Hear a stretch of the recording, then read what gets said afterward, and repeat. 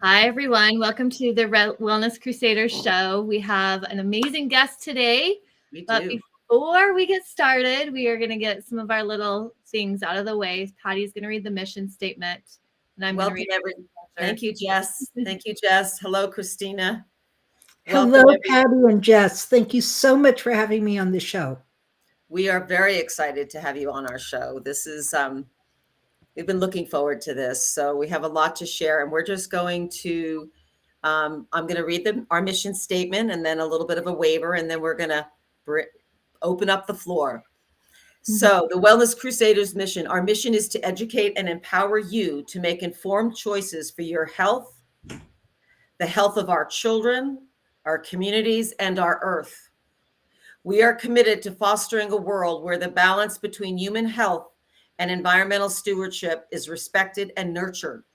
Join us in this holistic and transformative journey as we work together to create a healthier, more harmonious world for all. Please join the crusade. Woohoo! Woohoo! And the disclaimer is listeners understand the role of a health coach is not to prescribe or to provide health care or medical advice or to diagnose, treat, or cure any disease, condition, or other physical or mental ailment of the human body. We are not acting in the capacity of a doctor, a licensed dietitian, nutritionist, psychologist, or other licensed or registered professionals, and that any advice given by the coach is not meant to take the place of these professionals. If the listener is under care of a healthcare professional or currently using prescription medications, the client should discuss any changes with their medical doctor and not discontinue any prescription medications without consulting them first. The listener further understands that the information mentioned in our talks is not to be seen as medical or nursing advice and is not meant to take the place of these licensed healthcare practitioners.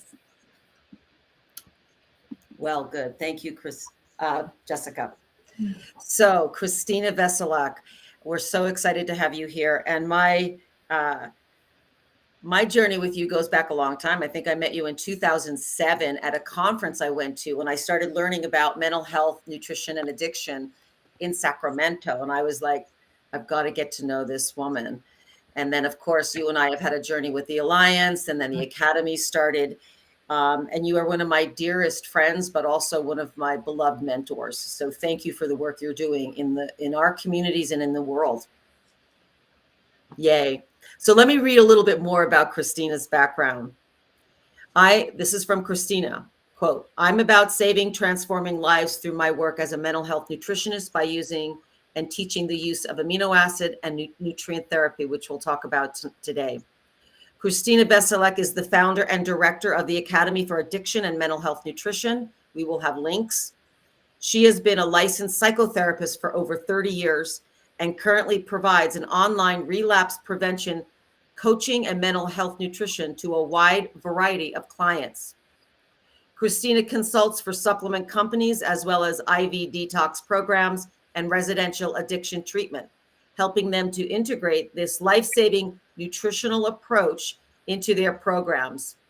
She is an experienced public speaker and has presented at conferences and trainings around the country.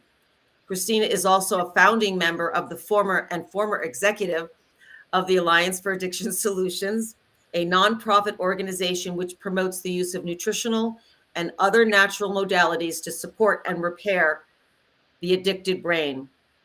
Christina is also committed to staying abreast of the rapid growing science of orthomolecular psychiatry, functional nutrition, and biochemistry for mental health, and is passionate about sharing her knowledge with both the general public and professionals in the field of addiction recovery and mental health treatment.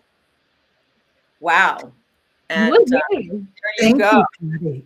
So thank you for joining us. And I would like to say that I am one of your teachers for the Academy, but I'm also a certified coach from the Academy, as well as Jessica and as well as Lori. So if any of you are interested in this life-changing training, we will have links to the Academy for Addiction and Mental Health Nutrition. You can go to aminoacidtherapy.com, and we will make sure all the links are on our page, our website as well. And provide Christina's links as well too. Wonderful. And we should add, Patty, that you are also one of the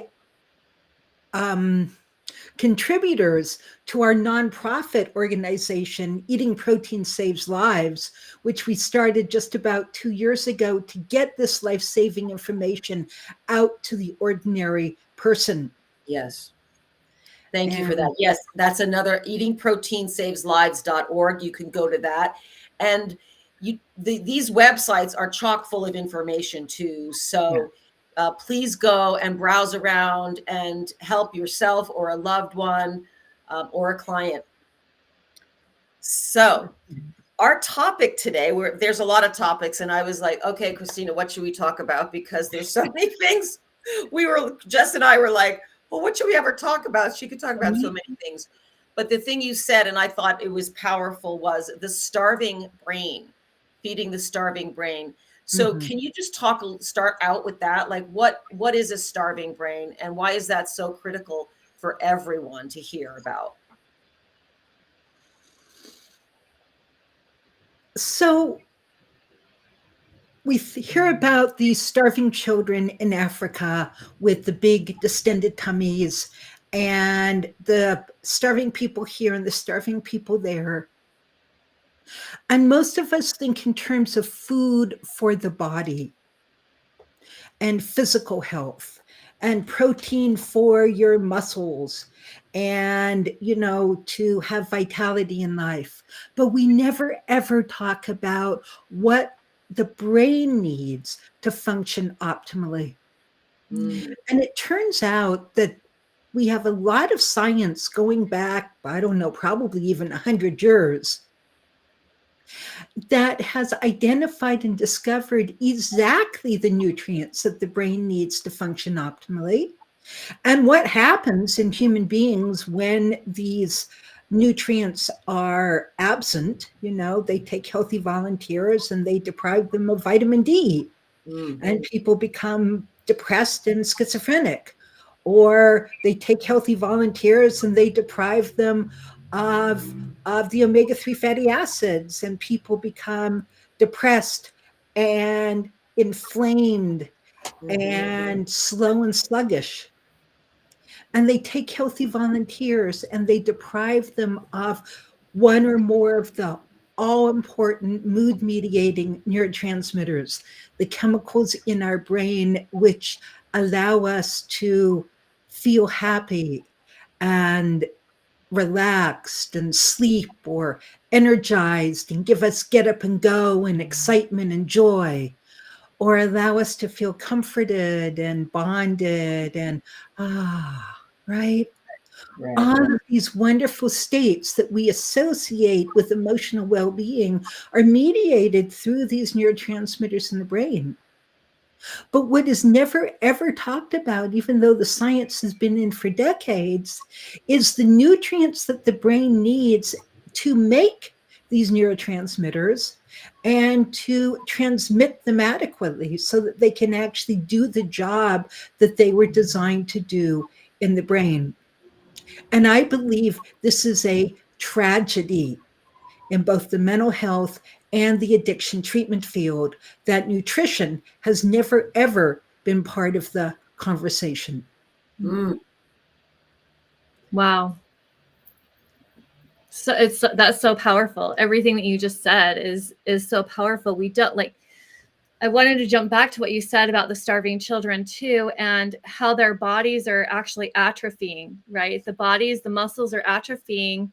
And so when you said that, and I envisioned these poor children and what that looks like, I can only imagine what our brain looks like when it's not being fed the proper nutrients as well. Exactly. I'm not sure I've seen any science on it, but I suspect it's atrophying as well. And of course, people who are not getting enough nutrients for physical well-being are also not getting enough nutrients for mental and emotional well-being. And then we wonder why people don't have the get up and go and can't learn and study in school or succeed at work. A very important example of this, I think, is people coming out of prison. Because in prisons, people are fed very, very poor quality food that's highly inflammatory and very deficient in our key nutrients, and especially protein, which makes our neurotransmitters.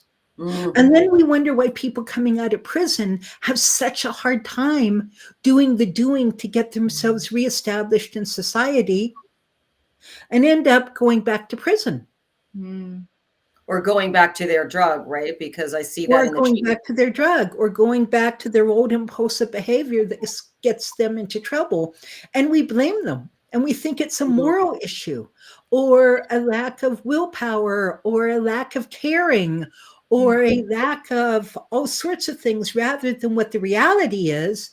It's that they actually do have a starving brain and do not have the neurochemicals necessary for them to get up and do the doing necessary. Right. And we've talked about this a lot over the years, and it's really a systemic issue of education, right? No one's learning about nutrition in the schools. So psychotherapists, and Christina, I'd love you to share a little bit, because you were a psychotherapist before you were a mental health nutritionist. I was. And I'd love for you to share a little bit of that, because I think we have some, therapists listening to this, and there are a lot of therapists that come to your training who are doing all the psychosocial work in their therapy. Great work. We have great trauma work now, and they're going, people aren't getting better. They're going back. And we see that in addiction as well too. So would you share a little bit about your journey as a psychotherapist, and then how you got into the mental health nutrition? Because, a lot of people don't know about that. Exactly. By the way, I just want to state that if I disappear, it is because we are in the middle of a thunderstorm. Oh, okay. I just saw some flashing going. And my lights just flickered. And so we're just going to hold with careful intention that my electricity stays on. Okay. Well, we will certainly have you back regardless. But we hope we can hold on to you for another, 40 minutes. Thank you. As it starts to pour outside. Okay, I think you have an announcement, and then I will share about how I got into this. Okay.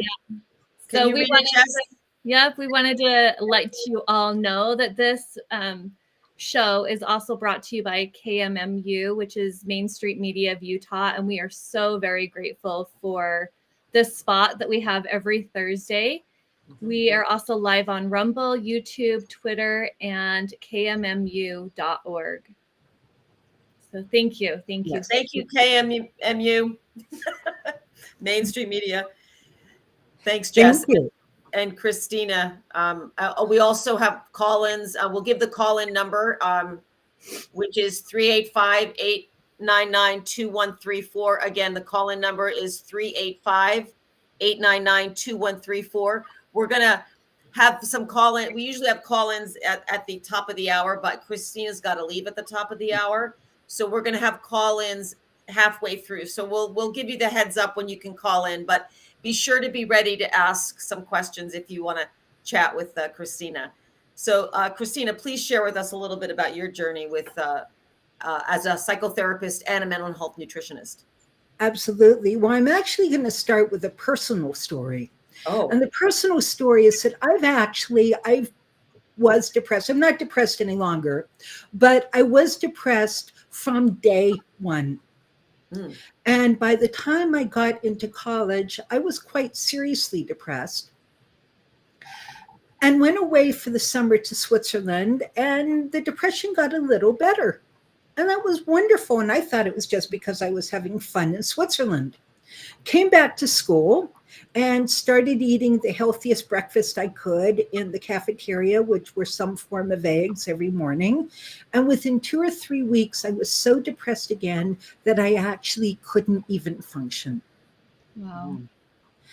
And I was in the library trying to study, couldn't study, started crying and started praying and said, Lord God, you need to do something about this because I can't function. And I sort of leaning over a stack of magazines on the desk where I was. And so I just idly opened the top magazine that just happened to be there. And it was an early version of Prevention Magazine. And I Mm. opened it to an article on how food intolerances and allergies can actually cause mental health symptoms. Mm. And the actual page that I had opened it to was discussing how eggs can cause depression in susceptible individuals. No And I kidding. thought, well, that's really interesting because when I was in Switzerland, for whatever reason, we just didn't have any eggs. Eggs were not on the menu. I didn't have eggs for breakfast. I didn't have eggs for lunch. Interesting. For a whole 2.5 months, I Wow. didn't touch an egg unless it was just a little bit in something. And then I come back to school and I'm having eggs every morning for breakfast. Well, the article then went on to say that it can take 4 days for an allergen to get out of your system, and symptoms can start to get better on day 5. It also said that if you've been off the food for a while and then go back on it, like I did, you're going to get an unmasked and actually amplified reaction, Mm. which is why it turned out my depression was so much worse coming back after the summer of not eating eggs. Mhm. So I decided to not eat eggs or anything with eggs. I was very obsessive about this for 5 whole days. And on day 5, I was still depressed, but it was the depression of Switzerland. I could function. I could enjoy things. I Mm. could study. Wow. And that was my very first experience of mental health nutrition. Mm. That there's actually foods we eat that can wreak havoc with our brains. For me, it happened to be eggs. It also Mhm. turned out later that I was severely intolerant of corn, and corn actually ended up making me suicidal for a while. Wow. I remember going out to dinner with you once, and I was like, "You got to make sure there's no corn in this dish." We were at a Mexican restaurant, and I'm like, "No, no, no, we're talking about serious corn allergy." It was a very serious corn allergy, Yeah. and I don't have it anymore. And I'm no longer allergic to eggs anymore. Because I just did a lot of healing work and some energy medicine work as well, some acupuncture, so forth. But for a long time, I had to very carefully avoid everything. It turned out that there were 8 or 9 biochemical reasons for my depression and Mm. anxiety. And yes, I had PTSD, I had trauma, I had all sorts of psychological and life challenges that I had to overcome. And that definitely played into it. But it wasn't until I addressed all 9 layers of the biochemical issues that I actually became free of all of it and started flourishing. Mm. And that's why I became a mental health nutritionist, because I figured that if I had to go down through 9 layers, and for me, it took years to figure out all these 9 layers, how many layers do other people have to Yes. go through before they can have emotional and life freedom as well? And so that's where my passion started. Mm. Wow, that's powerful. I don't know that I knew all those details about Switzerland, so thank you for filling me in on that, and Jessica as well too. Talk a little bit about the protein element here. Well, I mean, Jess, you may have something to ask her too. I think it's interesting about the food allergies because for people that are listening to, we're going to talk a little bit about protein, but they're probably thinking, oh, wait, eggs, that's one of my main protein sources. But what you said was you had it every day, right? Yeah. And your gut wasn't repaired. So you can go back to things, but when we repeatedly have the same things, That's right. your body creates a reaction to it. It certainly can. It certainly can. And Yeah. I, of course, discovered that the hard way. But back to protein and how I really integrated this into my work as a psychotherapist is I noticed that some of my clients who would come in to therapy and do really, really good work every once in a while would come in and would be bouncing off the walls, or would be crying, or would be hysterical, or just would be unable to participate in the therapy hour. And I started asking two questions. Of the female clients, it was, when in your cycle are you? Do you happen to know when your period is starting? Because a lot of women can be, okay enough 3 weeks out of the month, and then the fourth month, it all falls apart. And we were not taught about this in therapy school. We weren't taught to ask our clients about hormonal issues. And in treatment programs, this is still not asked about or taught about. And it turns out that many women, for many women in early recovery and later recovery, the week or so before one's bleeding starts is the highest risk time of the month for cravings and relapse. Mm. Now, menopause also becomes one of the highest risk time in a woman's life for either relapsing back into an addictive or mental health disorder or starting a new one. But that's another story. So we'd ask women what time of the month they were or what their relationship was with menopause. But I also started asking, by the way, when was the last time you ate protein today? And it became very interesting because the people who were bouncing off the walls, especially those who didn't usually, but anyone who was, and I'm using bouncing off the walls kind of metaphorically, right? They would say, let's see, it's 2:00 in the afternoon. I had an egg at 7:00 in the morning. Or, what's protein? Does an apple contain protein? Or, yesterday, I think I had some yesterday. Uh-huh. And I would say, okay, do you mind if I feed you? And so when I was seeing people in person, I would feed them literally. I would have mozzarella cheese sticks for people who could tolerate cheese, or nuts, or protein shake, or protein bars, or even full frozen entrees in my freezer. Wow. Right? And I would start feeding people. And I have this amazing example.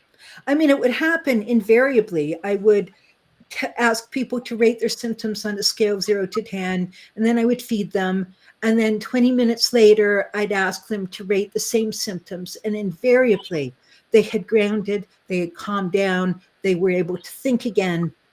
And I only had to do this a couple of times before they would come into session glowing and saying, "You'll be so proud of me. I ate before coming in." Woohoo! But I had this one gentleman who had a history of severe domestic violence. He'd actually gone to prison behind it. And he was diagnosed bipolar, and they pretty much decided that his violent episodes were when he was manic. Well, he got out of prison. He came in to see me. He'd stopped drinking, and he really wanted to put his life back together again. And for 4 months, all I could see was this teddy bear. He was the nicest, gentlest, most humble man I'd ever met. He took full responsibility for all his behavior. He was really compliant. He was really committed, and he was just sweet. And I couldn't reconcile this lovely person sitting in front of me with his history until one day he stomps into my office. Rage is rolling off him. He's like beet red. His fists are clenched, and I'm scared. I pull back. Where's the teddy bear at? I say, have you eaten lunch? And he, for 10 minutes, on the top of his voice, he gave me all the reasons as to how it was everybody else's fault as to why he didn't get lunch. Oh. This is a man who never ever blamed anybody for anything. Wow. And so said, can I feed you? So And I did. I defrosted, I don't know what I had in my freezer, but a really high protein meal. And he sat there and he ate it. And it was the most bizarre thing I've ever seen. Over the next 10 to 15 minutes, his color came back to normal. His shoulders came down. His fists unclenched. Mm-hmm. And he looked at me and he said, "Oh my," he said, "I used to be that way all the time. And I never used to eat. I just didn't eat." Wow. And then I came here and you told me to eat protein every 4 hours. So I started doing that until today. He said, Wow. "I'm never, ever missing a meal again." And that's why I do what I do and why I teach what I teach. Wow, that's an incredible experience. Yeah. Amazing. And Well, it's also why I feed my clients in session, by the way. right.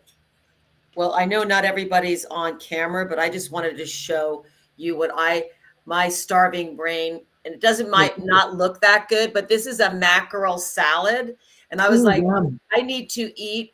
So I wanted to show people that. Here's the mackerel. There you go. Mackerel you, is a Patty. small fish. It doesn't taste yucky like sardines. And Christina, I know you love sardines. I do. So I could just interject when I would travel or we would go do a conference or a training together. Christina had little boxes of sardines in her suitcase. And I think we were in Colorado somewhere and the food was horrible. Of course, so much of the food, and maybe we'll chat about that. And she's like, we're going to have to go back to the room and eat my sardines. And I was like, I'm there because we couldn't eat the hotel food. Right. No, so no. this is also about, it can be as easy. You don't have to make the salad. You can just open a can of sardines. Yeah. I mean, mackerel or sardines. Mackerel's yummy. So thank you for that. Could you address a little bit, because you're talking really about the hypoglycemia issue? Yes. Okay. And that's connected to the starving brain. And what else creates the starving brain? Well, so protein is very important, and we do recommend a good, at least minimum 20 grams of protein every 4 waking hours. But protein does 2 very important things for us. The first thing it does is that when we eat it and digest it, providing our digestion is good and we're absorbing it well, Right. it turns into little molecules called amino acids. And we love amino acids. Yes. Okay. Amino acids go all through our body and they do all sorts of things. They make our skin, they make our blood, they make our muscle, they make our DNA, they make our enzymes. We couldn't survive without the amino acids from the protein that we eat.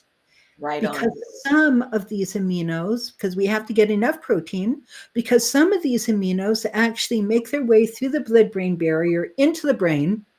And in the presence of vitamins and minerals, this is why fruits and veggies and other sources of vitamins and minerals are so crucial, turn into neurotransmitters.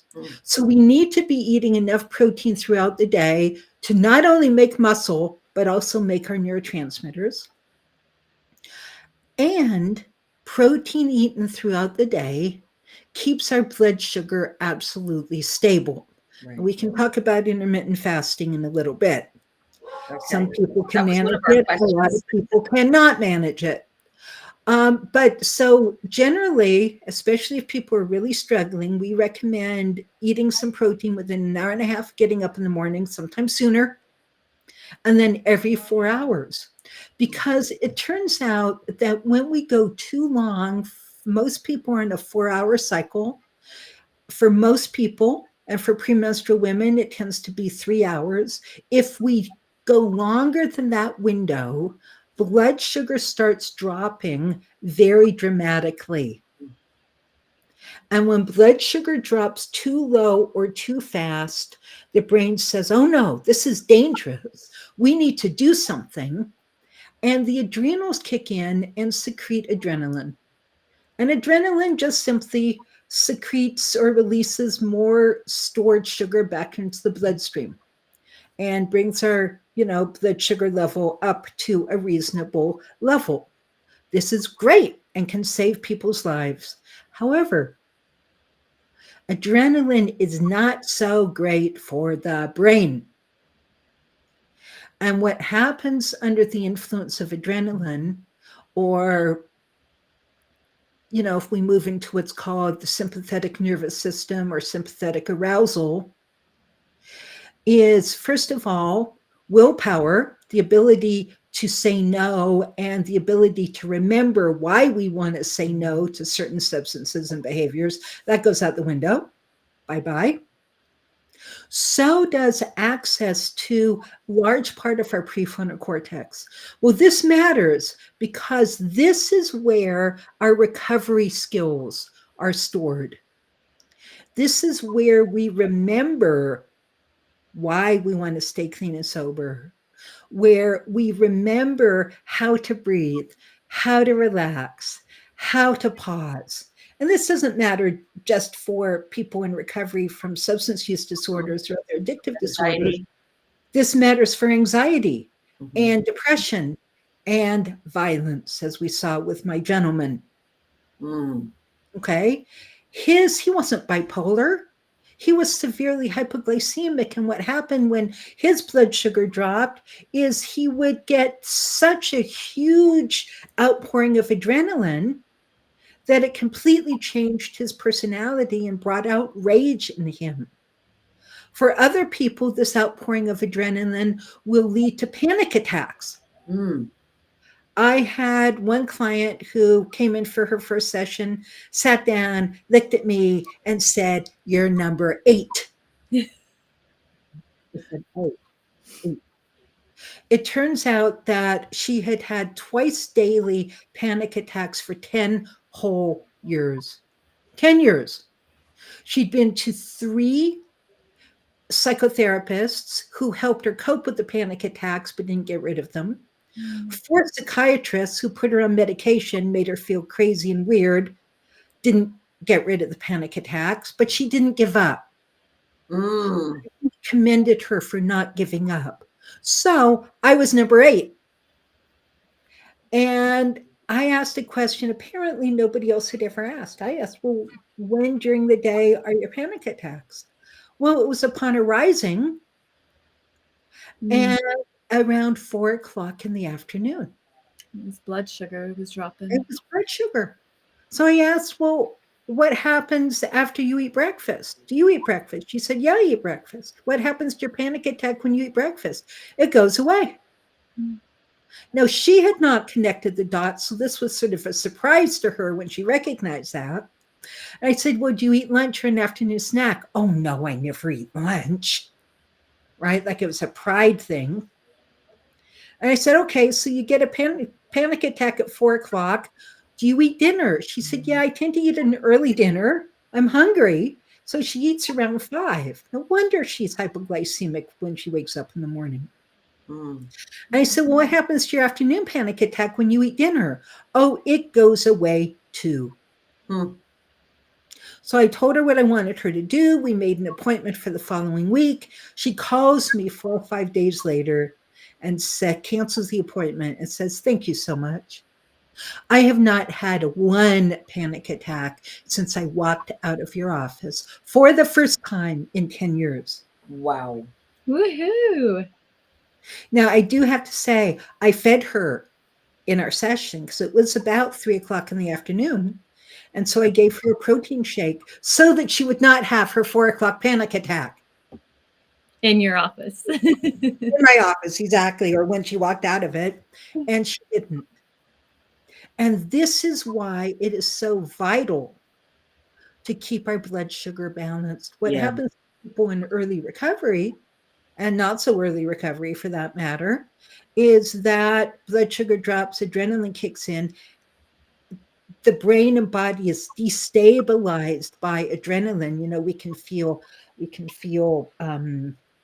anxious or agitated or reactive or impulsive or shaky, right? Everybody responds differently to adrenaline, but we all respond badly to adrenaline unless we really, really need it. And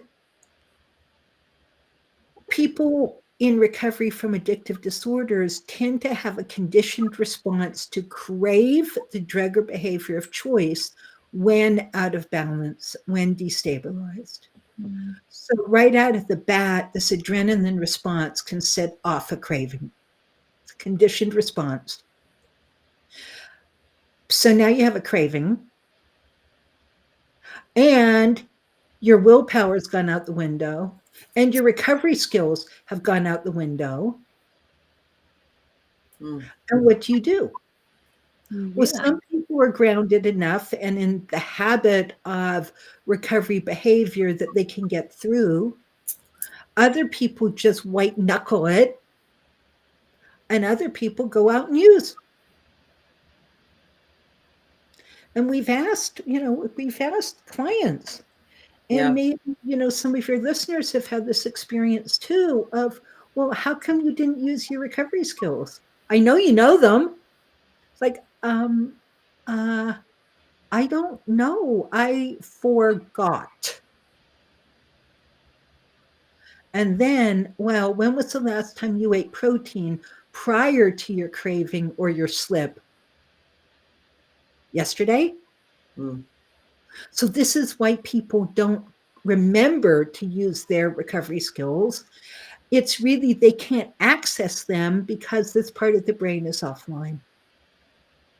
And nobody knows this. This is why I've been asking.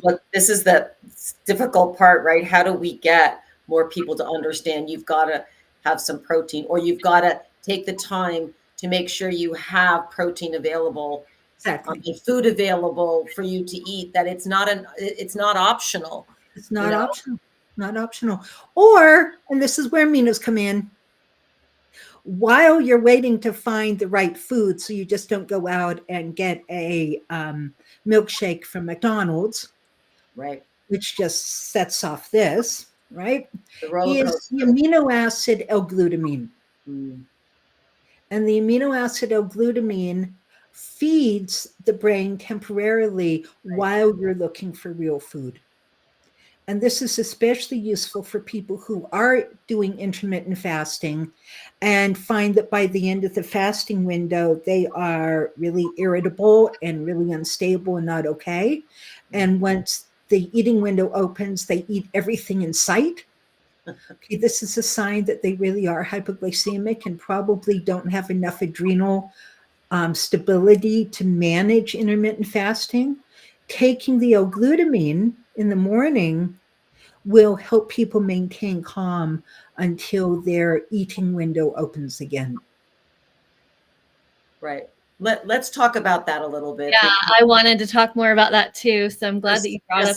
Jessica wanted to ask about it. Yeah, because it's such a trend right now, Christina. It's such a trend, but there's certain people that should not be using it, right? And can we talk about those certain people that should not be doing intermittent fasting yet? So generally, people in very early recovery, right, should not be doing intermittent fasting because their blood sugar already is very unstable. Their brain is already depleted of nutrients, and they just can't afford the loss of that meal. Right on. The other thing with people in early recovery, and other people as well, is that if we've been under a lot of stress for a long time, our adrenal system is really shot. Well, our adrenal system is what manages stable blood sugar. And if we have a really weak or out of balanced adrenal system, then trying to go for much longer periods of time without food just doesn't work. And you're one of those people if by the end of your fasting window, you are a nervous wreck or not very nice person, and you're starving. So we ask people to wait and eat really healthy food. Stay away from the carbs.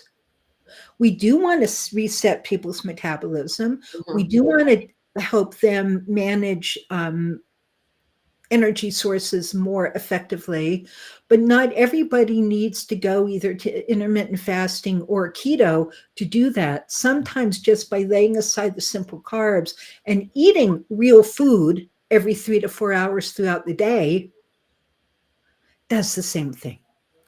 That's a great place for people to start. Yeah. And that's what we recommend. Patty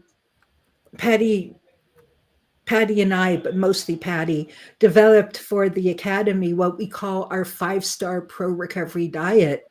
And it's not really a diet as much as a food philosophy and eating philosophy. And it starts with, which you can in a little bit talk about the 5 stars. We can talk about that when you leave. I'll talk about it with everybody. But the foundation is leaving aside your simple carbs and your sugar and eating that protein every 4 hours. Mm-hmm. Okay, Mm-hmm. announcement time. Mm-hmm. Yeah. Oh, it's my time now to announce. Your 5-star. Oh, the 5-star pro recovery diet. Yes. Well, you can. I was just wondering if we needed to announce that. Oh, I guess that was old. Okay, you're good. No, I'll talk about it after, but I'd love to talk about that because we've talked about the food before too. But while we still have you here, it's our precious Christina is leaving in less than 20 minutes. So we do want people, if they want to ask any questions, to call in the number while they can still talk to Christina. Jess and I will be staying on, and we will be having Christina back in May. And talking more about the amino acid therapy that the Academy offers training in, and that is so powerful for people to heal with mental health conditions and addiction. And yes, we're talking about the food, eating protein, but connecting with someone as well who was a trained coach from the Academy on how to use amino acid therapy and nutrient therapy to upregulate those neurotransmitters while they're getting their meals planned. Is absolutely profound. And I want to make sure people get that information as well too. So I want to make sure, can we get the call-in number up on the screen in case people want to call in? And while we're waiting, Christina, can you just talk a little bit about the aminos? I would love to talk about the aminos. Thank you. Because I know a lot of people are going, what about the aminos? Christina's, it's aminoacidtherapy.com. Okay. So share a little bit about that, and then we can have you back on in May. All right. So as I mentioned before, when we eat and digest our protein, it turns into amino acids, which are these little molecules that go everywhere, do various things. Some of them get into the brain, and our 4 mood-mediating neurotransmitter systems. We have the catecholamines, which includes dopamine and adrenaline. We've got serotonin, we've got the endorphins, and we have GABA. Now, these all have precursors from the food we eat, and specifically from the protein. So serotonin has 2 amino acids, L-tryptophan and 5-HTP. L-tryptophan is found in most of the protein foods we eat. And then 5-HTP was found in a South African herb called graphonia. And so it is the source. So tryptophan turns into 5-HTP, turns into serotonin, turns into melatonin. It turns out that we can take a free-form purified amino acid, a little powder in a little capsule, and within 20 minutes, it actually gets to the brain, and the brain will make more neurotransmitter in 20 minutes, thus turning off symptoms. So symptoms, for instance, of low serotonin will include an anxious, agitated depression, or panic, or social anxiety, low self-esteem and self-attack, or perfectionism, or being really rigid and really nasty, right? They're all low serotonin. And we can take some 5-HTP, providing you're not on an SSRI, and those symptoms will significantly lessen once you get the right dose within 20 minutes. Right. So it helps in the moment, but then if you're taking it over time, it will also rebuild and upregulate your neurotransmitter systems, thus turning off cravings and maintaining positive mood over a period of time. So you don't have to take aminos forever unless you have a lot of genetic weirdness going on, just enough to get your neurotransmitters sort of upregulated and refilled. And then the food is supposed to help your brain maintain it itself. Right. So like low dopamine or low norepinephrine will have a slow, sluggish depression or flatness with no joy in life and no vitality and or ADHD and you can't focus on anything and you're bouncing from here to here to here.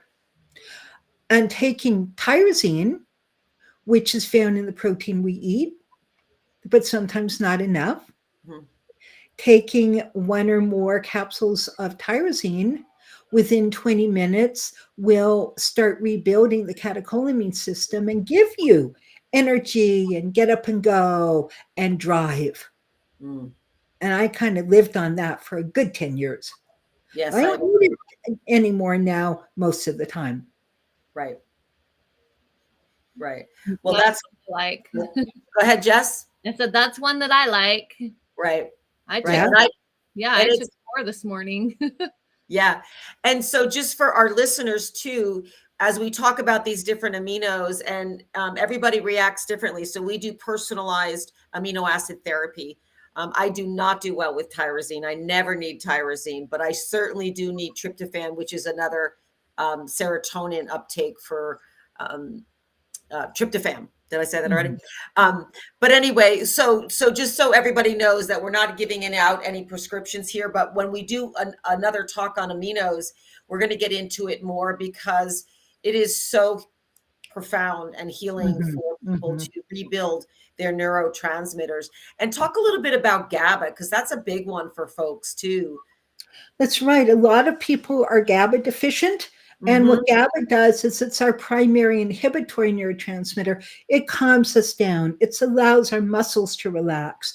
It actually also is part of our buffer system that keeps stimulus from overwhelming us or keeps us from being rattled by bright lights or loud sounds or scratchy clothes. So people, with a highly sensitive personality issue, find that everything bothers them and that taking GABA can actually bring relief and bring a little bit of a buffer, which is so comforting and soothing. So if we are feeling very tense, we can't relax into sleep, or very anxious, taking GABA can be really helpful. You want to start low. Too much GABA can kind of paradoxically backfire on you. Or my favorite is sort of a GABA substitute is the amino acid theanine. I love theanine.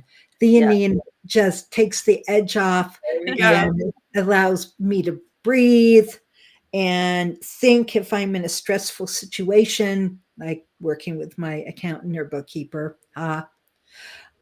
And theanine is also really good for people with ADHD who find themselves spinning. If way too much is hitting their brain all at the same time, it's like, well, should I do this or should I do this or should I do this? And we start spinning. And as we spin, our anxiety goes up and then we just freeze and can't think and just run away or procrastinate or I'm done. I'll do it tomorrow, maybe. I don't know if any of you have had that experience, but I lived there for a really long time. And theanine just stops that spin. It allows your to-do list to go in a nice straight line. It stops the freeze. And I will take 1 or 2 before I'm going into like a stressful meeting or conversation. And it will just allow my brain to stay engaged in functioning. Fantastic. So I have a really powerful story to share about theanine. I had a client the other day who came to me and had lost their memory, like had amnesia, couldn't remember how they got to me, couldn't remember where they lived, couldn't remember anything. And I was like, I went through, like I did, took oxygen levels. I took their blood pressure. Like I did certain things, right, to make sure that they were okay. And did we need to call 911? I'm like, do we need to call 911? Is this a stroke? What's going on? And my intuition said, grab the theanine, give them theanine. So I did some muscle testing and I needed to give them theanine. And within like 30 minutes, the memory was coming back. And then I also made a really high power protein shake with all the things for the brain in it. And within an hour, like everything was back to normal. They were completely back to normal. Things had settled down. They knew who they were. They knew where they lived. They could recall everything. And had I not had that training, Christina, had I not had this knowledge and known that theanine is neuroprotective as well, there's like, that client would have gone to the hospital, right? Mhm. And then Right. it would have been misdiagnosed, because what was really happening was the brain hadn't been fed and they were in a stressful, traumatic situation where that had taken over. There was some disassociation that was starting to happen. But had I not had that knowledge, things could have ended up so much differently, right? What So a wonderful story. I'm Isn't so that grateful fabulous? for that knowledge that I've been taught because of you, and like, this is information that has to get out there. More Mhm. people need to know about this. Right. But it was so powerful to watch that transformation take place in front of my eyes. In your office. That's amazing. I think that's a wonderful, wonderful story. So It is. When she told me, I was like, you have to share that on the show with Christina when she comes on. So the magic of feeding the brain, this feeding the starving brain.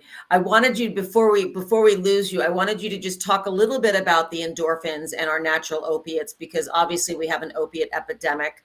And if you can talk a little bit about the endorphins and how powerful those neurotransmitters are, and how misguided they can be too, because it's so much about love and grief. And since we have a lot of grief that's been happening and fear in our world right now, can you just talk a little bit about that? Absolutely. In fact, I just put together a really in-depth PowerPoint presentation on the endorphins and opioid addiction, withdrawal, and then relapse prevention that I'm giving at the Southwest Herbal Medicine Conference at the end of the month. wow. So if any of you are really interested in that, you can either come to the conference, or when they sell the recordings, you may be able to access it then. It's a really, really in-depth presentation. So the endorphins are one of our 4 big mood-mediating neurotransmitter systems that regulate pain awareness, both emotional pain and physical pain, but also help regulate our ability to feel comfort, feel attached and bonded, and give and receive love. So it sort of runs with the hormone oxytocin, but it's its own thing. And it requires a very high protein diet for the brain to Right. have it available robustly. Exactly. Very often people will come in with very low endorphins, but once they start eating a high protein diet over a period of weeks, the endorphin system rebuilds itself, which is really wonderful. Because it has a lot of amino acids as part of its structure, we can't just take one the way we can with the other with the other neurotransmitters. However, in the 1970s, a researcher in the University of Chicago Medical Hospital synthesized an amino acid called D-phenylalanine. I'm not going to go into all the details, but DPA, you can buy it online. You cannot buy it over the counter. And he developed it to reduce the amount of morphine that was needed post-operation. And indeed, in large enough doses, it can really nicely take the edge off emotional pain and physical pain. And if you're stuck in grief or stuck in loneliness, and like wanting to, eat your cookie dough ice cream or your bag of Oreos, right? Or, go out and find your next love before you've finished mourning your last love. It can be really, really useful. And again, like all the aminos, it works within about 20 minutes and can just bring comfort. Now, people become addicted to opioid drugs, and the opioids fire both the endorphins and the catecholamines and dopamine. So both systems become depleted with long-term opioid use. And this is one of the reasons why withdrawal is so incredibly difficult when people are coming off, heroin or oxycodone or even Suboxone and methadone. And we found that using the dephenylalanine can, along with other herbal and nutrient support, can make this withdrawal process off opiates much more bearable, much easier, and much shorter. Mm-hmm. And I include how to do that both in the lecture I'm giving at the herbal conference, but also in my training through the academy. Right. It's also taking large amounts of dephenylalanine afterwards, along with some tyrosine for your dopamine and norepinephrine support post acute withdrawal, like a couple of weeks later. A couple of weeks after acute withdrawal, a lot of people with opioid addiction issues crave their drug because they're so exhausted they can't get out of bed. They need it for get up and go, not so much to zone out, but to actually function. Right. And this is where adding the tyrosine to the dephenylalanine can support both neurotransmitter systems and keep people in long-term recovery. Right on. Thank you for that one. That's a big one. And I just wanted to share that when my sister was passing away, she passed away from cancer. I used the total aminos and DPA and my food to get me through that while we were all supporting her transition. And it was a lifesaver because the grief was overwhelming. Of course. And I used it for some other losses too. So I just wanted to put that in there for people dealing with grief, and it feels overwhelming and you don't want to eat. No. But it allows you to be with the grief. You're not numbing it, but you're able to sit more with it. And I'm so grateful for the amino acid therapy during all my grief and loss in the last 5 years. So thank you for your education and information about it, Christina. And you are welcome. Yeah, and I've used DPA too. I mean, I've got it sitting right here. It was such a godsend for me last year with the loss of my mom and the loss of a baby, and and friends to suicide who I wish had this information. These seriously are saving lives. Like, this information is saving lives. What the knowledge that you have is saving lives. And I have had so many people. I had two clients that were suicidal in the same week, and I check on them the next day. Oh my gosh, I can't even believe how great I feel, Jessica. Thank you so much.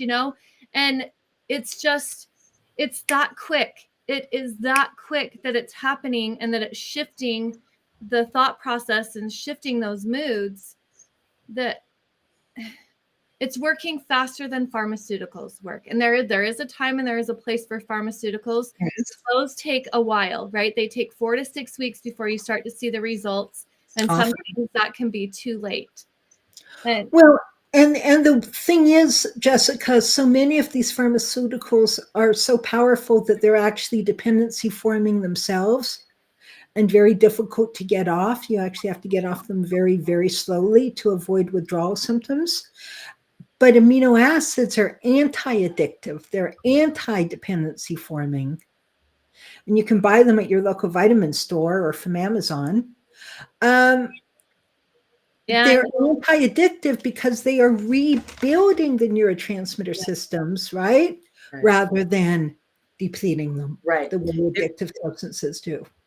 and they go right in, as our topic tonight is the starving brain. They can go right in, and like you said, Jess, people are like, wow, my panic attack has gone away. I'm going to look at my list and know what I can get to do today. It's that quick. You still have to eat.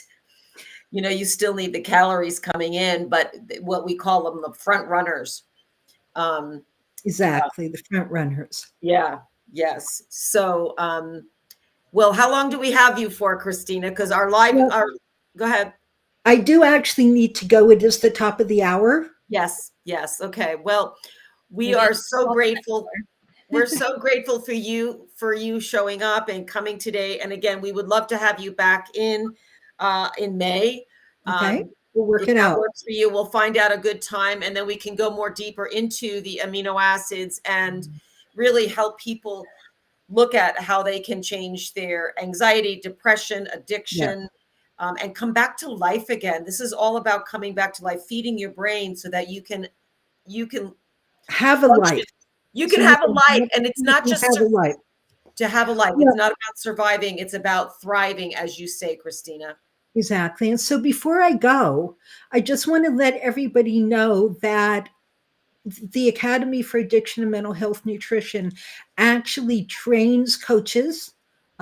Patty and Jessica and others are listed on our website. The website is www.aminoacidtherapy.com. Really easy to remember, aminoacidtherapy.com. We have a scientific resource library with all the references on there. We have a little bookstore. You can buy some supplements, and you can find a coach if you want some support for yourself, because I am not currently taking on new clients. And then if you want to support the effort of getting this amazing information out into the world, or getting more information for yourself, please check out the website eatingproteinsaveslives.org and learn more. Right. Thank you so much for having me. Thank Thank you, you so much. Christina. Blessings to you and your work. Thank you again. Much love. Bye bye. Bye-bye.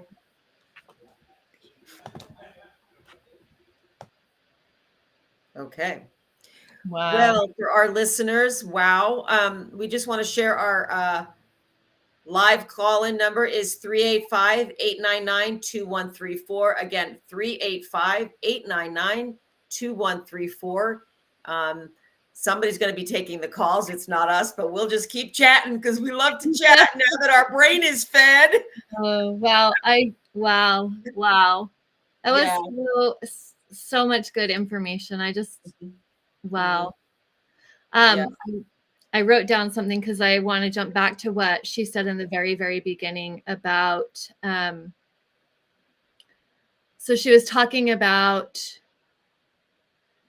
the people that are coming out of the prison system, right? And that their brain is hungry, that their brain is starving, that it's not being fed. And that's the same thing that's happening within our military system too, which makes me wonder why we have so much PTSD Right. for our vets. Yes. Because I know that when my son was in the military, I know those meals that they were eating. And I know when I was working with some of the sailors, what they were being fed, because I was trying to say, okay, don't eat this. You need to eat this. You need to eat that. Da, da, da, da, da. But they can't. They are limited to what is being provided, especially the sailors who are out on a ship. Yes. So, I mean, if they're not being fed, their brains are more susceptible to having trauma, to having the PTSD, to not being able to function, to coming out and being angry, and Yeah. just yeah. Well, this is, as we know, this is we've talked about on this show about the food quality out there and how so many people aren't eating real food and don't know that, right? This isn't about a judgment. This is about, oh my goodness, we're not getting in the food that we need, or we're getting in an allergy, as Christina talked about earlier, from some of the foods that people are eating, like corn, GMO corn, or the glyphosate in some of the grains and flours. So this is about bringing more hope back in. But I wanted to, what you just said about the sailors and the people in the military. You know, I also work at a local treatment center here, and I'm talking to these guys about food, right? And I have a men's center, and then I work at a women's one too. And this one guy's going, well, you know, I just have to have my soda and I have to have my morning donut. And I'm like, okay, how many treatment centers have you been in, Fred? You know, name, not the real name, but anyway, he's like 27. Oh, something's not working. So I share that because we have to change things, folks. And yes, if we want to change our world, we've got to get our brains fed. This isn't this is science, actually. And why we don't know it? Well, because it's not in the system, right? It's not in the school system, but it's changing. There are lots of places that are opening up, like the Academy, like this Wellness Crusaders show, and many more out there are talking about nutrition in the brain and all the nutritional therapy trainings that are out there. So it's not that it's not being talked about, it's just the majority of people don't know. So if you have a loved one who is dealing with mental health, anxiety, depression, addiction, please be sure that they get the food that's coming in. Please be sure they get protein, or find a coach to work with, or get on these websites and look up and get the information for yourself to make changes in your immediate world. And then we can share that in our communities, because that's what we're about. And one of the things Christina didn't talk about was serotonin, that I want to talk about. And I bet you do as well too, Jess, because we've lost people to suicide. So when serotonin is so depleted, you can have suicidal thoughts. And you may just be in that place where you're like, I'm done. You know, when the brain isn't fed, you're like, this is too much. So how do we get people to make changes in the world if they don't even want to be here because their brain's unfed? So the more we can continue to educate about this brain nutrition, the better we're all going to be. And so please just keep eating, caring for each other. Yeah. Well, and I think it's really important what you said about the serotonin being linked to suicide, because I wrote a list, and I've lost 15 friends to suicide in my lifetime. And that is too many. Like, that is too many. I wish that I had this knowledge way back then, because one life lost to suicide is too many, right? One life lost is too many. One life lost to addiction is too many. And I mean, I've lost my spouse, and you've lost people with addiction, and you've lost people to suicide too. So that's two of us. That's two of us right here. How many people know somebody that have lost their life to addiction or suicide? Right. The numbers are increasing, and now children, it's affecting children. Like young children are taking their lives, and that is because of serotonin being low. Right. And it doesn't have to be that way. It does not. And to our beautiful listeners, you know, this is about getting into your kitchen too. Okay. This isn't about just buying food online or running to the quick, you know, market or restaurant. Yes, once in a while, that's cool, but get into your kitchen, bring food back into your brain, back into your home, back into your body and your kids' bodies, and share with each other. You know, we've lost that art. You know, we started getting into the whole fast food thing, you know, in the Industrial Revolution. It was like, well, okay. And then in the 50s, it's like, well, let's have TV dinners and sit in front of the TV. Right. And so it is what it is. Yes. So teaching your kids how to cook while they're young. And I remember planting a garden. I remember going out and tilling the ground with the hand plow, or my dad would use the tiller, but then we had this hand plow where we would go out and we'd plow it, and then we'd plant the seeds and we would water it, and we watered it with the irrigation water. Right. And I remember going out and picking it too, and how delicious it is to prepare that food that night and eat it. Or, you know, just go out and start picking peas on the pod. Like, those are so yummy. And my mom loved tomatoes so much that she would find all the farmers that, like, it was time to go pick the tomatoes.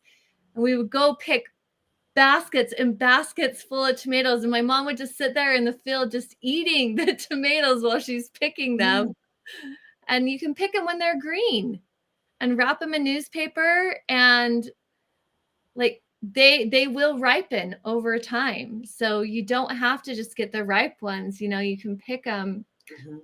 But yeah, it's bringing back, I like what you said about the art. Like the art of it is Right. making it look beautiful. And Patty, you are so good at displaying food in such an artistic way that it just makes you hungry. You just start salivating when you're looking at it. All the rainbow of colors, right? The eating the rainbow.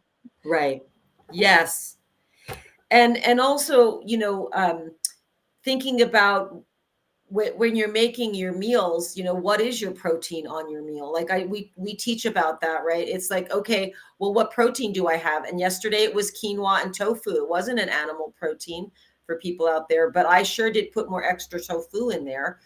Or you could just do quinoa with hemp seeds. You could put hemp seeds in and make a salad out of it.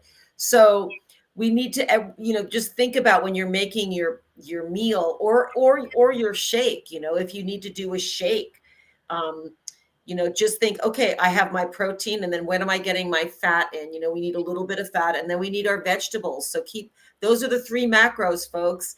And that is the 5-star pro recovery diet. And I guess I can talk about that because the 5-star pro recovery diet is also, sometimes I say pro life diet, but it's a pro vibrant life diet, right? Because it's not just for recovery. It's essential for recovery. And it's recovery from substance. It's recovery from sleep. It's recovery from loss. It's recovery from, you know, illness. We all need to rebuild that. It's our life diet. We need the 3 macros. We need protein, fat, and complex carbs. Those are the first 3 stars. We all need that. And we need about, you know, again, you know, 60 to 80 grams of protein a day, kind of throughout 3 times a day. And then we need a little bit of fat and lots of the omega-3s. And then we need our vegetables.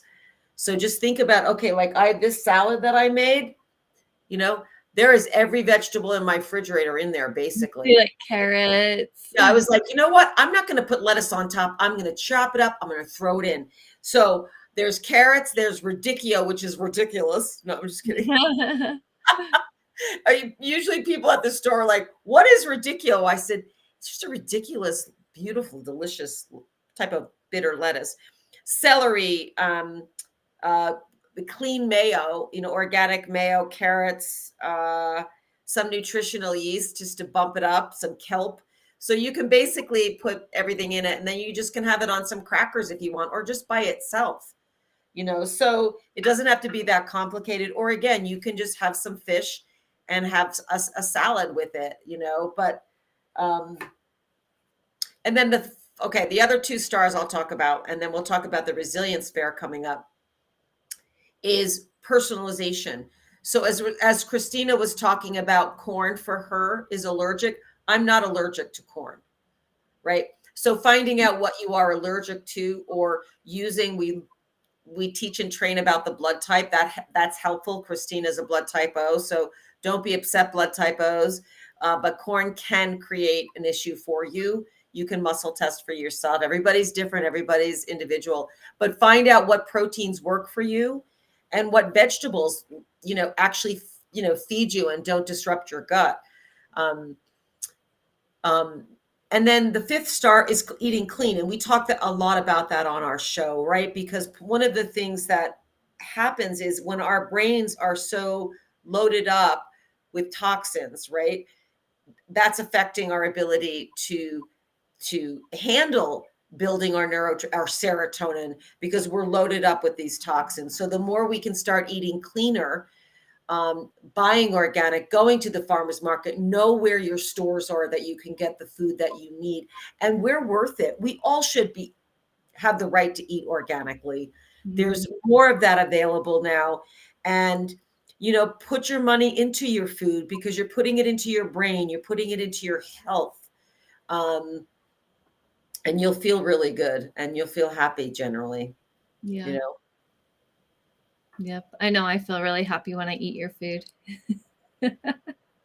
Well, do you feel happy when you eat your food? Yeah, but it's always nicer when somebody cooks for you, right? There's like That's this true. extra, like I don't know, it just tastes so much more yummy, even if it's the Yeah. same recipe.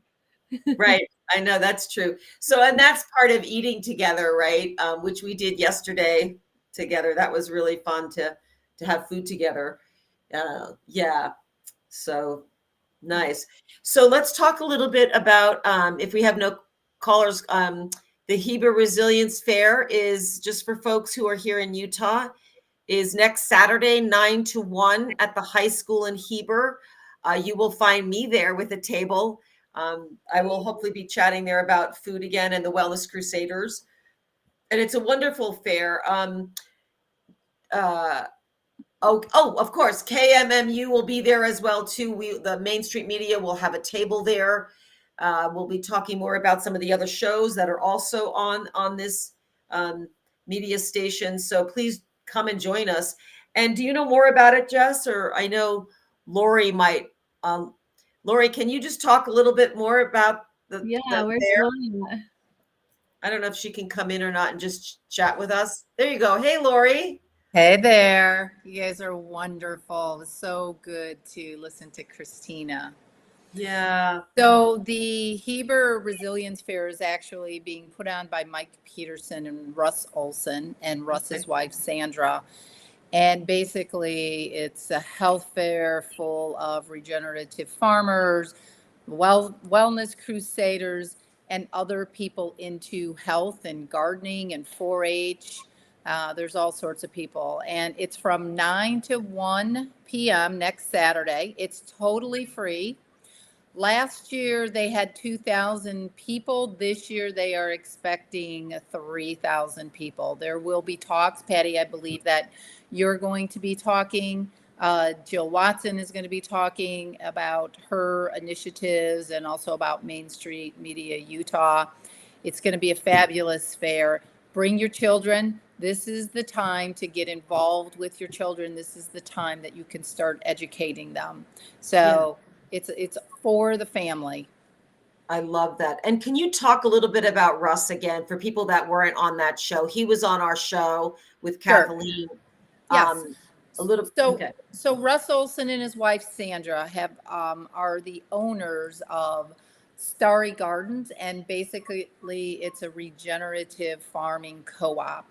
And everything that they grow there, they do not use any herbicides, they do not use any pesticides. None of their seeds are GMO, which really means genetically modified organisms, where some farmers are using seeds that resist the Roundup. So when you spray Roundup on it, it basically resists killing the seed, but it'll kill the weeds around it. Totally toxic, double whammy. And so his co-op is when you are a member there once a week, you get to go in and you get to pick your organic vegetables. But if you participate in helping him weed the garden once a week, you can walk away with a free bag of your delicious produce that you get to take. So they're wonderful That's people. awesome. And Mike Yummy. Peterson is going to be there. He's going to talk about building his gardens and his sunrooms. He'll be talking about that. There'll be a ton of people there. It's a wonderful event. Nice. Sunrooms. I wonder what you mean, like a greenhouse? Like a greenhouse. Yeah, it's greenhouse sunroom, and they're spectacular. He's got one on his property. So you'll have people there from Fieldcraft, and Fieldcraft actually is a place that teaches self-defense. I actually took an all-women's training course there to learn self-defense for myself. They'll have somebody there talking about their place. They're located in Orem, but it's basically all of the, it's all locals. And Right. so we all know that everybody that locally owns their own business, we all need that support. So we hope that people will show up. You can find them on the Facebook group, Heber Reliance. You can become part of their Facebook. where you can get involved and you can learn. All their education is free. So they'll teach you how to plant. They'll show you what you need to do when you're buying your greenhouse stuff. It's just a wonderful group. So can you be clear again? It's Heber Reliance. Yes, and you can find them. But it's the Heber Resilience Fair. Yes. Okay. Yes. Okay, because I get it. Which is why they would have training there for people to have self-defense. It's resilience. It's being able to come back from things. Right. And last week they had somebody that was teaching the group how to do lymphatic massages for their children, because we all know that people are eating these toxins, and when they get stagnant and they get caught in the lymph nodes, or a kid gets sick, you want to be able to move those toxins out of the lymph nodes. So they did a class on lymphatic massage, and it was totally free and open to the public. Nice. Amazing. Jessica, you do lymphatic stuff too. Yeah, I teach a little bit of it, but it's such an amazing, wonderful system. So it runs this direction instead of this direction. So our circulation runs this direction. So it's very important that we're moving that fluid and that we're walking and we're stimulating it, and that our lymph nodes are clear. The termini, like we have different termini points throughout our body. And when they get blocked, we're not draining. The fluid's not draining. And the lymphatic system is what carries the toxins out of our body. So if it's not draining, it's just sitting there causing more inflammation.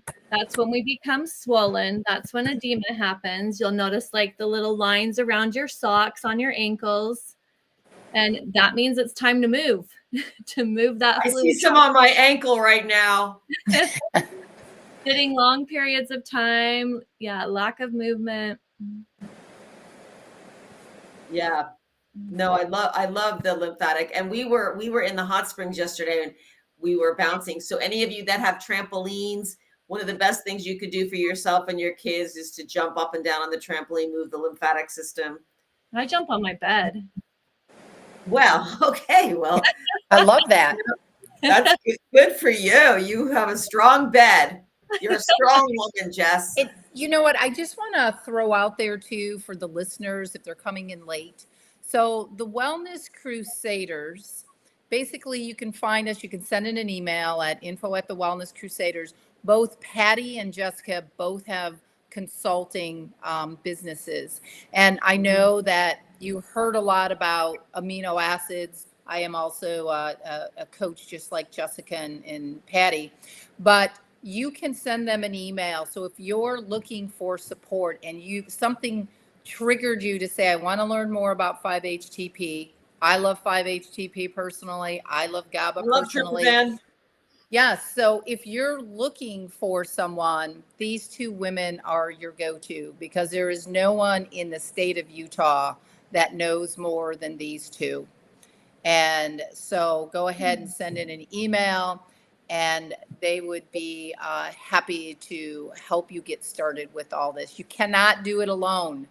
I'm just saying you need the support group. That's why we want you to join our crusade. Mm-hmm. Mm-hmm. Well, I think there is one other person that knows more than us, and it's you, Lori, because you know a lot. That's Lori. We're all learning together. I mean, we are learning together. In the state of Utah, we need people to come together. I mean, the three of us have these conversations all the time where suicide is at an all-time high. What if a parent knew that they could go down even to their local natural grocery store and buy an amino acid supplement that could help the emotional brain? What if a parent knew that they weren't feeding their kid protein and they could help prevent a suicide?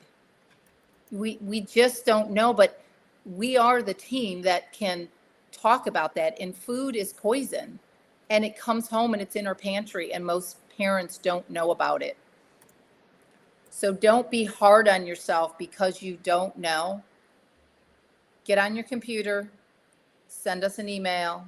You can always call in to our call-in number.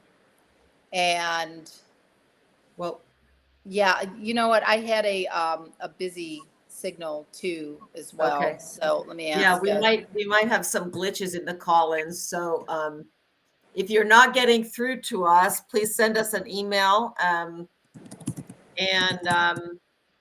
Facebook.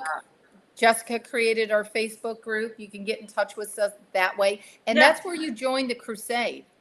Be part of it. Join the crusade. Right. Spread it to your neighbor who may have a struggling kid or a struggling older adult child.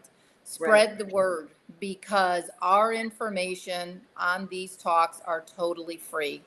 And if you want to take it one step further, you've got Patty and you've got Jessica out there that can help you. Mm-hmm. Yes. And that's what we're here to do.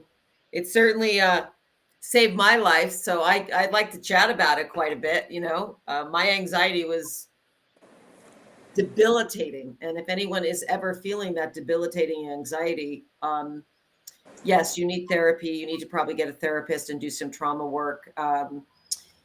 But I didn't, as Christina talked about with her depression, my anxiety did not go away till I started feeding my brain. Wow. I didn't know I could wake up happy every day. I'll tell you that. And even with all the stuff going on in the world and all the pesticides and things that used to just take me down, I'm like, okay, well, now I know I can feed my brain and I can make choices and I know where to go. I couldn't do any of that. So I really understand where people get stuck of like, I can't participate out there because I can't care for myself. Mm-hmm. So it's baby steps, but the first step is feeding your brain and getting support, and getting a handle on anxiety, which I know can be very debilitating. Right, right. And that's where amino acid supplements come in. And if you know the power of amino acid supplements, you can help yourself. And if you can help yourself and you have a struggling child or a struggling significant other, you'll understand the power of the amino acids. Right. Yes. Quickly. Yes. Yeah. Within 20 minutes. Yeah. Mm-hmm. Yep. I took a little bit before the show. This is the True Calm formula. And this has a little bit of GABA. It has some taurine. It doesn't have theanine in it, but I would have taken theanine if I had theanine. But part of the reason I took this was because I couldn't get into the show earlier. And I was like, let me in. I felt like I couldn't get in, and you guys were on the. They're called life stressors. I mean, it happens to all of us. Jessica was on a call a month ago where, I had the same thing. I was kind of struggling to get everything up, and I could feel myself like breathing heavy. And I just had to remember to calm myself, mostly by doing birthday candles that Jessica taught me. But it's really the power of really understanding. And if you can learn, we are the team that can teach you. Right. And I love that you talked about the candles, Lori, and the breath, because these are tools, right? The aminos and food are a main tool because it's the foundation for our brain, but we can do breath work. But the thing about the breath work too is if our brain is starving, like we brought in Christina to talk about, it's going to be hard to get to the breath work because our brain's offline. So we need to have our brain fed, and you can take some aminos and then do the breath work if you're having a trauma or a panic attack response. Right. And something else that people should know, they hear talking about protein. Yeah. Even if you're a vegan, there are really good ways to get amino acids through supplements, exactly. So you don't necessarily have to eat meat. We're going to drop you in as soon as here we go. Have a little Okay, we're going to be quiet. We have a caller. Hi, guys. Hi there. Yes, you have a caller. I believe it's Tina calling. Tina, why don't you go ahead? Tina. Oh, isn't she still talking? No, you're clear. Go ahead. Oh, hi. Hi, Gina. This is Jean. Hi, I was actually just calling to make sure that your call-in number worked. You're live. You're live, Gina. So if you have a question for us, we'd love to chat with you.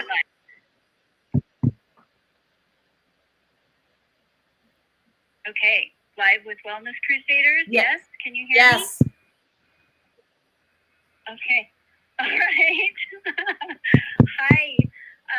This is Gina, and I just, for one, want to say, Patty, that you have changed my life. Patty's helped me a lot. I had a surgery in November, and she got me through it. First of all, just by being such a fun, wonderful, kind person, and then really letting me know what amino acids I needed to take through my detoxing from the meds. And I got to be with Patty and Jessica a couple weeks ago, and we ate meals together and just were together. And so the aminos are a major part of it, but I really want to emphasize the point of being together when we eat and being together in spaces. And so I know that there's a lot of people that eat meals alone, and when we eat meals together, there's something that happens. It's like it heals the wound in us from maybe birth or childhood, family wounds, or just really feels like it does something else to the cells along with the aminos and the protein. So also, Patty and I had just been talking about last week about the system and how broken our system is. And I am just super grateful for this talk today, because the work that you're doing really gives me hope that we can break through the system. And I know that it's been a hard road. I watched Patty, I watched you over the last 10, 14 years, and it has been 10 years or 14, I don't know, but many years. And I thank you for all of the hard work that you've done to get to this point and to get this information out there. So thank you. I love you. Oh, thank you so much, Gina. We love you. Thank you, Gina. Love you. Thanks, Gina. Thanks for calling in. Thank you. Oh, I think we have another caller.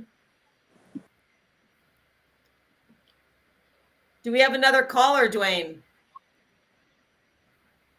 Coming right up. Okay. Hold on just a second. Thank you. I'll drop her in. Thanks, Thank you, Dwayne. Our lovely DJ for today. DJ Dwayne. And I wanted to just comment. Is this Terry? Oh, I'm going to be quiet. Hi, caller. Okay, guys, I have Terry. Go ahead, Terry. Hi. Hello. Hello. I just wanted to. I just called in because I wanted to just stress the importance of what can be done with amino acid therapy, and it's also very important to find a professional to help you with it, because it's kind of complicated. And it's not really something you can find your way through on your own. But I suffered from long-term depression and that kind of flatness, gray, just lack of any kind of emotional involvement or sense of joy for years. And until I found a professional that could help me and show me introduced me to amino acids and literally changed my life. It is so great to feel happy and passionate again. I just for the difference that this approach, this therapy can make. So that is. Yeah, thank you. Wow. Thank you so much for that share, Terry. All right. Wow. Well, I think that's a good one to maybe finish up on. Yeah, and that's the power of the aminos, which, again, I didn't know anything about aminos when I was a certified health coach, and when we're all certified health coaches, and now we're certified nutrition amino acid coaches. But I was really happy to find amino acid therapy for myself and realized, wow, oh my goodness, my brain has been starving for a very long time. And like Christina said, I think if we remember, she talked about using tyrosine because she needed tyrosine for a very long time. And she uses it occasionally now. The therapy, and as Terry just mentioned, our caller, working with someone who knows what they're doing, and that's why we're trained in it, is really helpful. So I do have. I think Terry's got one. Terry's got one more question for you. Sorry, Go ahead, Terry. Ask away. Yeah, I just kind of was wondering what. I don't know if you mentioned it earlier, but what types of foods can you do? Can you bring into your diet that will boost serotonin for you? And these different amino acids. Is it just any type of protein, or does it kind of need to be specific types? Well, want me to take it? So when you're thinking of 5-HTP or tryptophan, which converts over to serotonin, think about back maybe when your parents or your grandparents would always talk about don't eat too much turkey because then you would be calm. So there is tryptophan in meats like turkey, which then would end up converting to serotonin. So I always view serotonin as a Dr. Raymond Brain certified health coach. I always view serotonin as the gear shifter. Yes. And if your gear shifter is stuck, you're not able to go from thought to thought. And then I'll give you just a quick example. Let's just say that maybe someone says something to you and you misconstrue it as a negative thought. And then your brain is stuck because it can't shift. Like, I can't believe that person said that to me. I can't believe that person said that to me. That's a prime example of how being low in serotonin, you would be able to tell because you can't gear shift off of that thought to say, well, maybe I misunderstood what that person said to me. But I'm going to take it one step further, and it's not that I'm knocking conventional medicine, because I do believe that there are times that conventional medicine has to marry with the Eastern side of herbs and amino acids. If someone took that thought into their doctor, and let's just say it's a general practitioner, that person would probably walk out with some type of a serotonin reuptake inhibitor, an SSRI, or an antidepressant, because the doctor could say, oh my gosh, you've got anxiety and depression, because they're not addressing root cause. And addressing root cause is taking a look at the gut, taking a look at the brain, trying to find out how much protein foods you eat. And if the doctors would just take a time to talk with somebody to really get that, it doesn't have to be an hour, but if they would just start off at the gut and they could say, and I'll use your name because you called in as Terry, but Terry, how much protein foods do you eat? Are you eating red dyes? Are you eating foods that have chemicals in them, Roundup and 2,4-D, herbicides and pesticides? Because our brains aren't able to process those chemicals. And if they get stuck, then guess what? Your brain is stuck. Right. And knowing those symptoms, if you feel sad, if somebody feels sad and alone all the time, maybe a GABA deficiency. If somebody has digestive issues, it could be a GABA deficiency. But if somebody has OCD type thoughts, or they can't seem to gear shift off a negative and overwhelming thought, that for sure is a sign of low serotonin. And that's where Jessica and Patty come in, you know, in myself too, but that's where they would come in to be able to help you as holistic health coaches. And I hope that answers your question, Terry. Well, I guess it does. well, I just wanted to add to that, Lori. Thank you for that. And Terry, if you're still on, I love the gear shift, because that's the obsessive thoughts you can't seem to like change out of it, right?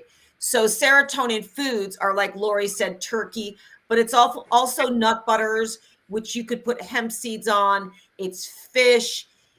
You could do protein shakes with some, you know, adaptogen powders, beef. If you're Some eating complex carbs have, you know, like quinoa, spinach, quinoa. Yep.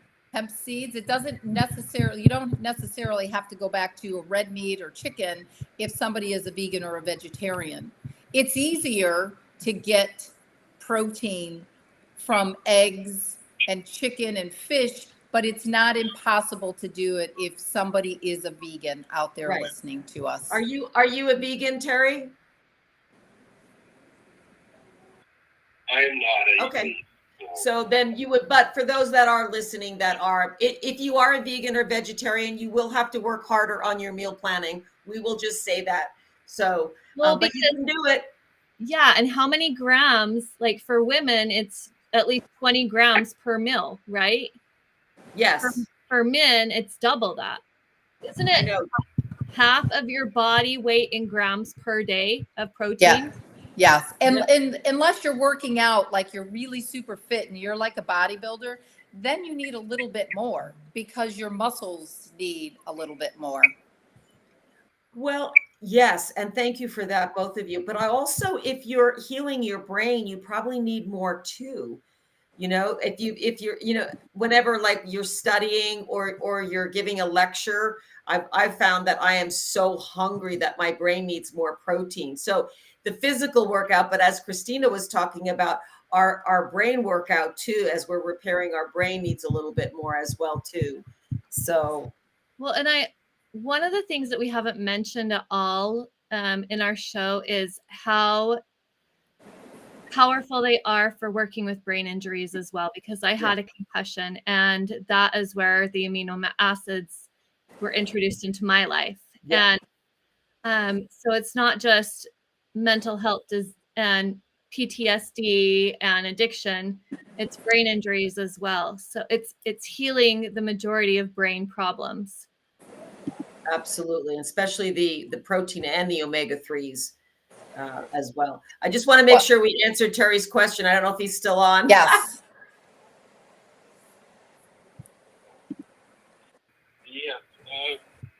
I also recall something Christina mentioned earlier when she was on, that when you're rebuilding the endorphin part of your brain, the neurotransmitters, that you might need to go on a really high protein diet to do that. I just wondered what that might look like. Yes, and that's because the molecule, the actual endorphin molecule, is a lot longer. And I learned that from Christina. So we need more protein. And that's oftentimes where we recommend the total aminos, as well as in more intake in your diet. And for anybody that is a vegan or vegetarian, I put them on total aminos anyway, just because it allows them to get in those aminos that they may not get in through the meat. So that's kind of a mainstay. So you could get a total amino, Terry, and then also just increase your protein to build the endorphins if you feel like you're low in that. And Terry, you can send us an email and we would be happy to chat with you further about it. The email is info@thewellnesscrusaders.com. Yes, for sure, Terry. All right. So thank you for calling in. Thank you very much. Good luck to you, Terry. Thank you, Terry. Thank you. All right, ladies, that was wonderful. I have you know one what? thing to share.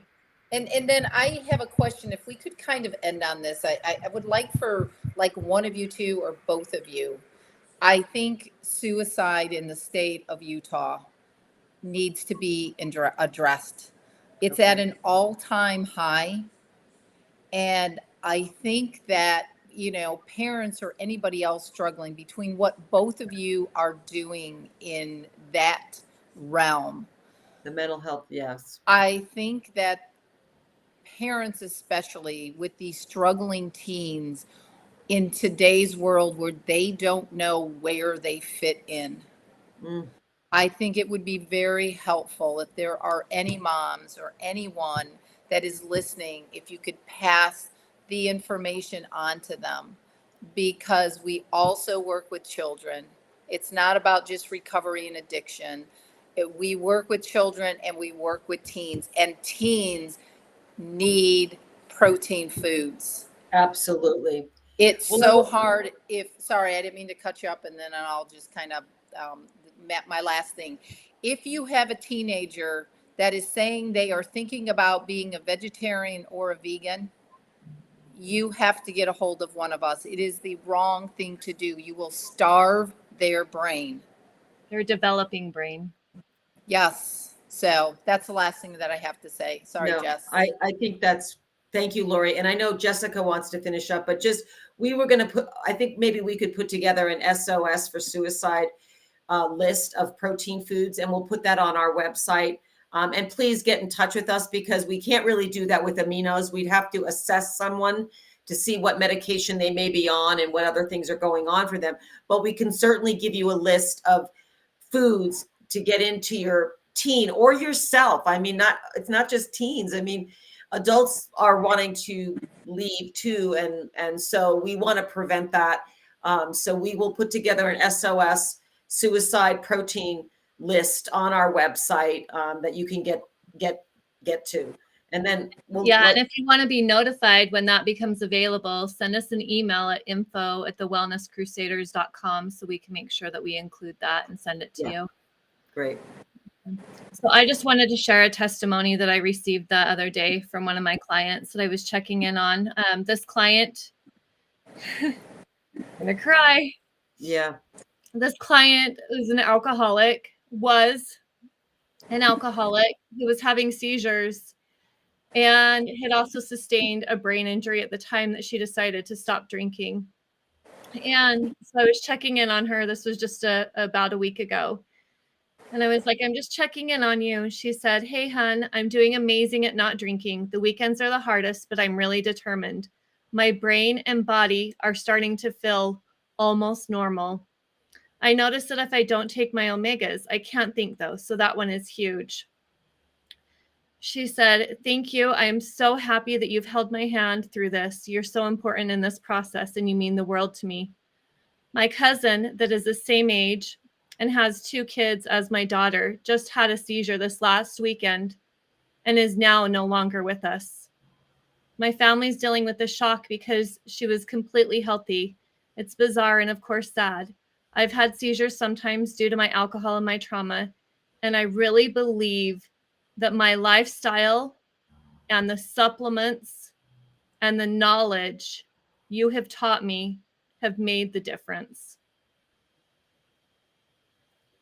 So I just wanted to end with that, because that's how powerful what we are doing is.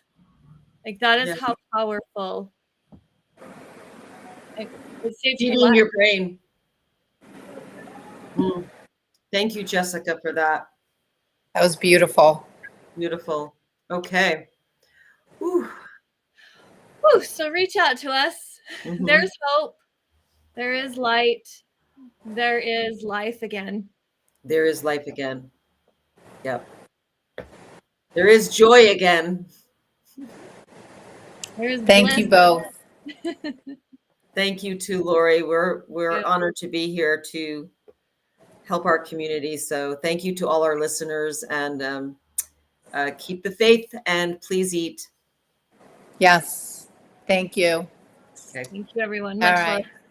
Much love. Bye for now. Bye to everybody.